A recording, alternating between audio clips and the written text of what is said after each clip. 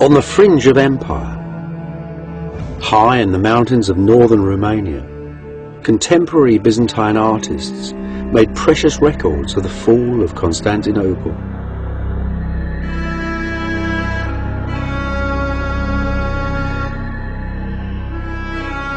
Here's the Turkish armies, waiting for Mehmet to order the final assault upon the city. The cannons, large as dragons it was said, brought down from Edirne to pulverise the city's vast old walls. The Turkish navy, fighting all along the Golden Horn, forcing the tiny armies of the Byzantines to fight on two fronts at once. On the city walls, the Byzantines parade the holy icon of the Virgin, the city's sacred shield, just as they had done for 1,000 years and more.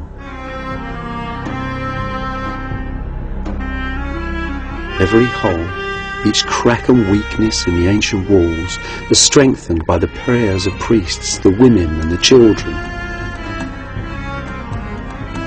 There's the emperor, ordering the walls repair with rocks and stones, and the empress too with her ladies.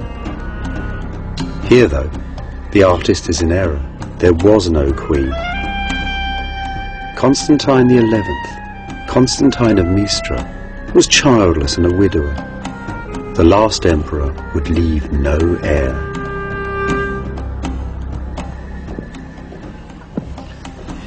On the last day of Byzantium, an eerie quiet fell over the city. Mehmet had told the Turks to rest for a whole day before the last assault.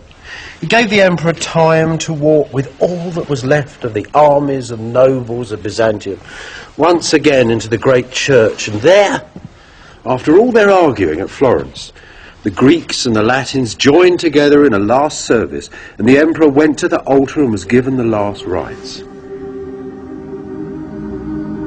Then he walked back to the palace, and there he made a speech to his commanders. A speech, you might say, that was the last speech of the ancient world. He encouraged them not to be frightened when the Turks attacked.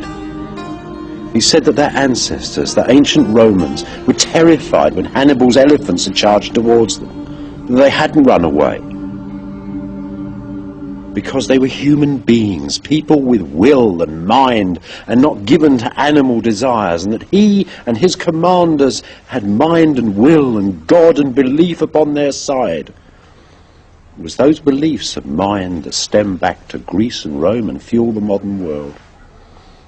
And then Constantine, the 11th of that name, went with his men back to the outskirts of his empire, to the walls now of his city. And there he died, the ruler of Rome, the king of Christendom, and the emperor of Byzantium. What actually happened to him is a mystery. Turkish historians tell us only that the emperor was very brave. The Constantine died fighting by the city gates. "The city is taken," he's supposed to have cried, "and I'm still alive." And he ran off towards the battle and into the flash of legend. The man then killed 10 pashas and 60 soldiers with his lance, and at the end poor Constantine was toppled from his horse and cried to God Almighty, the creator of the universe. And the Turks cut off his head and stuck it on a pole.